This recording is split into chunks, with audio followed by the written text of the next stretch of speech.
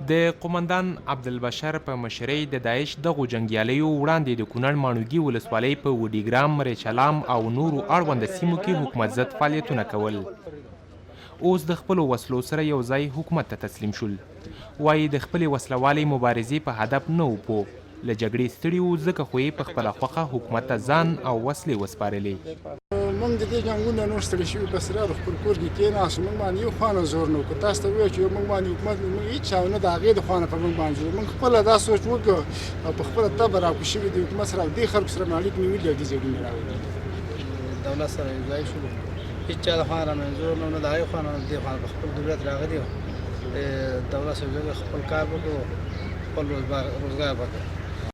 امنیتي مسؤلان وایي د داعش دغو جنګیالیو وړاندې د ماڼوګي ولسوالۍ په ځینو سیمو کې حکومت ضد فعالیتونه کول، چې اوس امنیتي او کشفي ادارو سره د خبرو وروسته حکومت ته تسلیمیږي. زمونږ کشفي ارګانونه په همکاري او راغلل، زمونږ امنیتي ځواکونو ته تسلیم شول او مونږ هم دې ته ښه راغلاست وایو. همیشه د دولت لمنه وګد ده، هر څوک چې ده که طالب ده، داعش ده، مخالف د دولت زمونږ ده او راځي مونږ ته تسلیمیږي. مونږ همیشه ورته زمونږ د دولت دروازې ورته خلاصې دي. ننګرهار کې د افغان امنیتي ځواکونو او داعش ډلې ترمنځ د جګړو وروسته د دغې ډلې یو شمېر جنګیالیو کونړ ته مخه کړه او دلته یې په ځینې سیمو کې ځان ته پټن ځایونه جوړ کړل.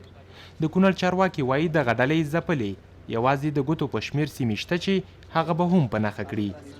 د دوی د حضور د منځه وړلو دپاره امنیتي او دفاعي ځواکونه او د ولایت اداره معینې کړنې تر لاس لاندې لري او په دوامداره توګه د خرابتراپ حملې، هوایي بمبارد او عملیات پلان کړي دي. د دوی د شتون، د دوی د فعالیتونو او د دوی د جلب و جذب په وړاندې موانع ایجاد کړي دي. آهسته آهسته په کونړ کې د ختمېدو په حال کې دي.